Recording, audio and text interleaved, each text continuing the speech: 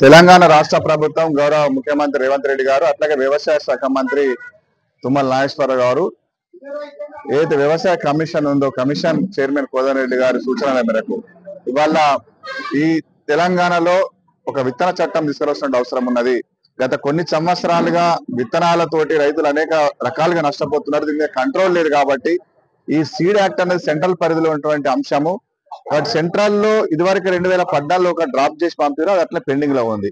కానీ మరి రాష్ట్ర స్థాయిలో ఏ రకంగా చేసుకోవచ్చు అనేటువంటి ఒక ఆలోచనతోటి ఒక కమిటీని ఏర్పాటు చేయడం జరిగింది. ఆ కమిటీలో తరపున మేము ఇవాళ ఇక్కడికి వచ్చి నేరుగా రైతులతోటి మాట్లాడి రైతులు ఏ రకమైనటువంటి ఇబ్బందులు ఎదుర్కొంటున్నారు, ఏం కోరుకుంటున్నారు, చట్టంలో ఏ రకంగా ఉంటే రైతులకు మేలు జరుగుతున్నటువంటి అంశాలను రైతుల సమక్షంలో రైతుల అభిప్రాయాలను సేకరించడానికి వచ్చి తీసుకున్నటువంటి కార్యక్రమాలు ఇక్కడ రావడం జరిగింది.